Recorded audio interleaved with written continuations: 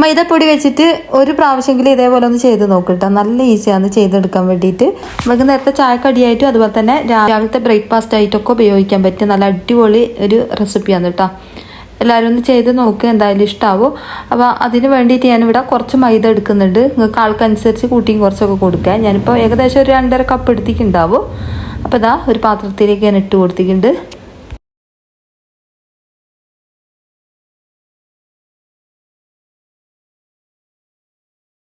പിന്നെ ഇതിലേക്ക് നമുക്ക് പാല് വേണം. അപ്പോൾ ഇതാ പാല് കുറച്ച് ചൂടുള്ള പാലാണ് കേട്ടോ എടുത്തത്. അധികം ചൂടുണ്ടാവാൻ പാടില്ല, കുറച്ചൊരു ചൂട് വേണം കേട്ടോ.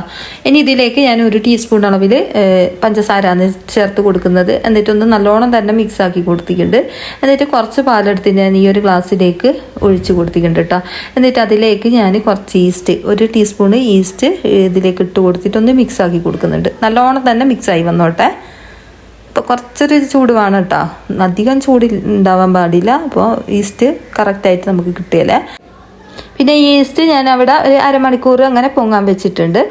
എന്നതിന് ശേഷം ഞാൻ ഈ ഒരു മൈദയിലേക്ക് ബട്ടർ ഇട്ട് കൊടുക്കുന്നുണ്ട്. ഒരു 2 ടീസ്പൂണ് ബട്ടർ നമുക്ക് ഈ ഒരു മൈദയിലേക്ക് ചേർത്ത് കൊടുക്കാം.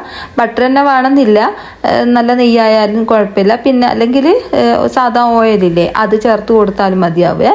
എന്നിട്ട് നമ്മൾ നേരത്തെ പൊങ്ങാൻ വെച്ച ആ ഒരു ഈസ്റ്റില്ലേ അത് ഇതിലേക്ക് ചേർത്ത് കൊടുക്കാം. ഞാനൊരു അരമണിക്കൂറിന് ശേഷമാണ് കേട്ടോ ഈ ഒരു മൈദ കുഴച്ചെടുക്കുന്നത്. പാകത്തിനുള്ള ഉപ്പ് കൂടി ഇതിലേക്ക് ചേർത്ത് കൊടുത്തിനെ. അപ്പോൾ ഇത് നല്ലോണം തന്നെ മിക്സാക്കി കുഴച്ചെടുക്കാം. പിന്നെ നമ്മൾ മാറ്റി വെച്ച പാലില്ലേ അതും കൂടി ഇതിലേക്ക് ചേർത്ത് കൊടുത്തിട്ട് ഞാൻ കുഴച്ചെടുക്കുന്നുണ്ട്. പിന്നെ വെള്ളം കൂടുതൽ വേണമെങ്കിൽ വെള്ളം പോരെങ്കിൽ കുറച്ചും കൂടി വെള്ളം ഒഴിച്ചിട്ട് കുഴച്ച് കൊടുത്താൽ മതി. ഇതിലേക്ക് കോഴിമുട്ട വേണമെങ്കിൽ ചേർത്ത് കൊടുക്കുക. ഞാനിപ്പോൾ ചേർത്ത് കൊടുക്കുന്നില്ല, അതിന് പകരമായിട്ട് ഞാൻ ബട്ടറാണ് ചേർത്ത് കൊടുത്തത്. എന്നിട്ട് നല്ലോണം തന്നെ നമ്മൾ പൊറാട്ടക്കൊക്കെ കുഴയ്ക്കുന്നില്ല അതുപോലെ തന്നെ കുഴച്ചെടുക്കുക.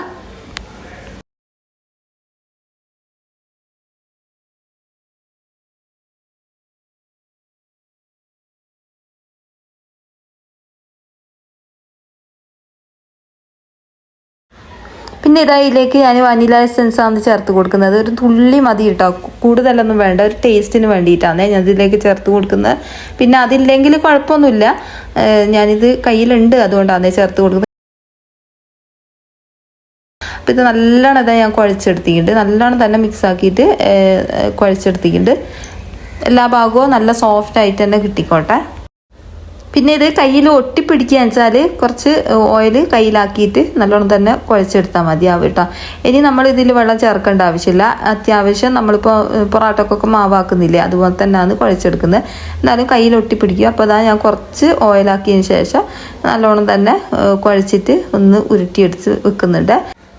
ഇത് 1 മണിക്കൂർ ഞാൻ ഒന്ന് റെസ്റ്റ് ചെയ്യാൻ വേണ്ടിയിട്ട് വെച്ചിട്ടുണ്ട്. അപ്പോഴേക്കും നമുക്ക് മിക്സിൻ്റെ ജാറിലേക്ക് കുറച്ച് ചിക്കൻ ഇട്ട് കൊടുത്തിട്ടൊന്ന് അടിച്ചെടുക്കാം. ചിക്കന് പിന്നെ വെറും എല്ലില്ലാത്ത ചിക്കനില്ലേ അതാണ് അടിച്ചെടുത്തത്. ഇനി ഇതാ ഒരു പാനിലേക്ക് ഞാൻ കുറച്ച് ബട്ടർ ഇട്ട് കൊടുക്കുന്നുണ്ട്. ബട്ടർ തന്നെ വേണമെന്നില്ല, വെളിച്ചെണ്ണ ആയാലും മതിയാവും, അല്ലെങ്കിൽ ഓയിൽ ചേർത്ത് കൊടുക്കട്ടോ. അപ്പോൾ ഇതാ ബട്ടർ ഒന്ന് മെൽറ്റായി വരുന്ന സമയത്ത് നമുക്കിതിലേക്ക് അടിച്ച് വെച്ച ചിക്കൻ ഇട്ട് കൊടുക്കാം. ചിക്കൻ ഇട്ട് കൊടുത്തതിന് ശേഷം ആ ബട്ടറിൽ നല്ലോണം തന്നെ മുരിച്ചെടുക്കുക. അധികം നേരം നല്ല കല്ല് പോലെ ഒന്നും മുരിക്കണ്ട കേട്ടോ, ഒന്ന് അത്യാവശ്യം ഒന്ന് കളർ മാറി വരും, അതുവരെ ഒന്ന് മുരിച്ച് കൊടുക്കുക.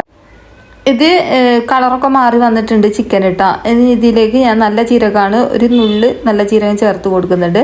എന്നിട്ട് ഒന്നും കൂടി മിക്സ് ആക്കി കൊടുക്കുക. നല്ല ജീരകം എന്ന് പറയുന്ന ഒരു 1/2 ടീസ്പൂൺ എടുത്തോട്ടോ, അത്രയും നല്ല ജീരകം ഇതിലേക്ക് ഇട്ട് കൊടുത്തിട്ടുണ്ട്. ഇനി നല്ലോണം തന്നെ മിക്സ് ആക്കിയിട്ട് നമുക്ക് ഈ ഒരു ബട്ടറിൻ്റെ അകത്ത് തന്നെ ചെറുങ്ങനെ ഒന്ന് മുരിച്ചെടുക്കുക. കളർ മാറുന്നത് വരെ ഒന്ന് മുരിച്ചെടുക്കുക. നമ്മൾ നേരത്തെ ഇതിൽ ഉപ്പ് ചേർത്ത് കൊടുത്തിരുന്നു കേട്ടോ, കാണിക്കാൻ വിട്ടുപോയതാണ്. ഇനി ഇതിലേക്ക് ഒരു നുള്ളു മഞ്ഞൾ പൊടി ചേർത്ത് കൊടുത്തിട്ടുണ്ട്. എന്നിട്ട് ഇതാ നല്ലോണം ഒന്ന് ഫ്രൈ ആക്കി എടുക്കുന്നുണ്ട്.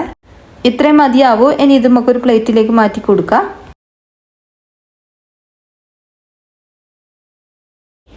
അപ്പോൾ അത് പാത്രത്തിലേക്ക് മാറ്റി കൊടുത്തിട്ടുണ്ട്. ഇതിലേക്ക് തന്നെ ഞാൻ വലിയ ഉള്ളി കട്ട് ചെയ്തത് ഇട്ട് കൊടുക്കുന്നുണ്ട്. ഒരു വലിയ ഉള്ളിയാണ്. ഇനി ഇത് നല്ലോണം തന്നെ വാട്ടിയെടുക്കണം. ഉള്ളി ഒന്ന് നല്ലോണം വാടി വന്നിട്ടുണ്ട്. ഇനി ഇതിലേക്ക് ഞാൻ ഇഞ്ചി വെളുത്തുള്ളി പേസ്റ്റാണ് കേട്ടോ ചേർത്ത് കൊടുത്തത്, ചതച്ചതാണ് കേട്ടോ ചേർത്ത് കൊടുത്തത്. കുറേശ്ശെ മതിയാവും. അപ്പോൾ ഇതാ നിങ്ങൾക്ക് എരിവ് എത്ര വേണോ അത്രയും പച്ചമുളക് എടുത്തിട്ട് ചേർത്ത് കൊടുക്കട്ടോ. അപ്പോൾ ഇത് നല്ലോണം തന്നെ മിക്സാക്കി കൊടുക്കുന്നുണ്ട്.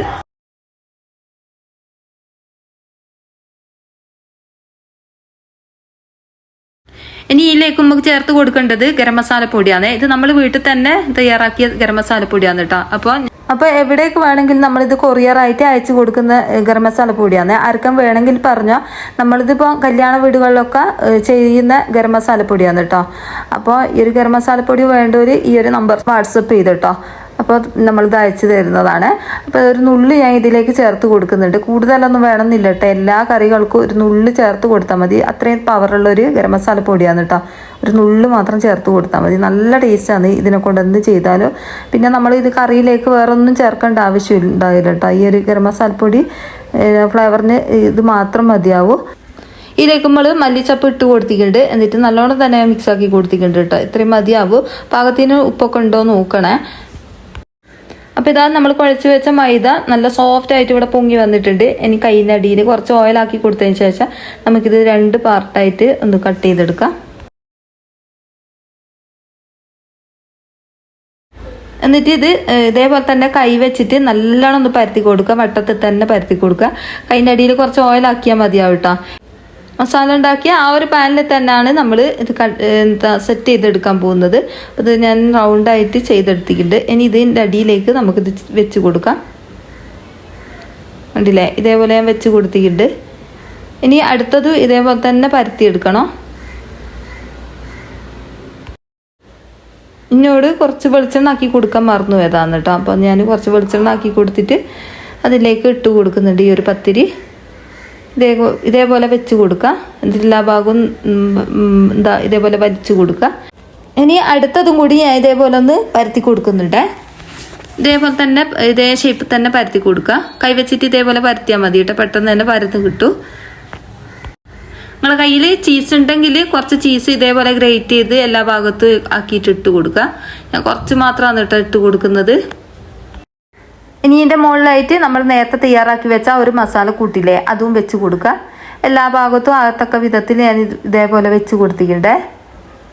നല്ലോണം തന്നെ വെച്ച് കൊടുക്കുക. എന്നതിന് ശേഷം നമുക്ക് നേരത്തെ പരത്തി വെച്ച ആ ഒരു പത്തിരിയില്ലേ, ഇതിൻ്റെ മുകളിലായിട്ട് വെച്ച് കൊടുക്കാം. അതിന് മുമ്പായിട്ട് ഞാൻ കുറച്ചും കൂടി ചീസ് ഇതിൻ്റെ മുകളിൽ ഇതേപോലെ ഗ്രേറ്റ് ചെയ്തിട്ട് കൊടുക്കുന്നുണ്ട്. ചീസ് ഇഷ്ടമല്ലെങ്കിൽ ഇട്ട് കൊടുക്കേണ്ട ആവശ്യമില്ല കേട്ടോ. അപ്പോൾ ഇതുപോലെ ഇട്ട് കൊടുത്തതിന് ശേഷം നമ്മൾ നേരത്തെ ഉണ്ടാക്കി വെച്ച ആ ഒരു പത്തിരി ഇതിൻ്റെ മുകളിലായിട്ട് ഇട്ട് കൊടുത്തിട്ട് സൈഡ് ഭാഗമൊക്കെ ഒന്ന് നല്ലോണം തന്നെ പ്രസ് ചെയ്ത് കൊടുക്കുക. അപ്പോൾ ഇത് ഒരു 20 മിനിറ്റ് ഞാൻ ലോ ഫ്ലെയിമിലിട്ടിട്ട് ഒന്ന് വേവിച്ചെടുത്തതാണ് കേട്ടോ.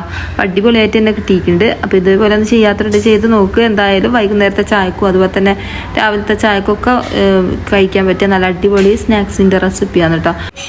അപ്പോൾ ഒരു പ്രാവശ്യമെങ്കിലും ഇതേപോലെ ചെയ്യാത്തവരുടെ ചെയ്ത് നോക്കുക കേട്ടോ. നല്ല ടേസ്റ്റാണ്, സൂപ്പർ ടേസ്റ്റാണ്. അപ്പോൾ ഇത്രയേ ഉള്ളൂ ഇന്നത്തെ വീഡിയോ. ഇനി അടുത്ത ഇതേപോലത്തെ പുതിയ വീഡിയോയിൽ കാണാം.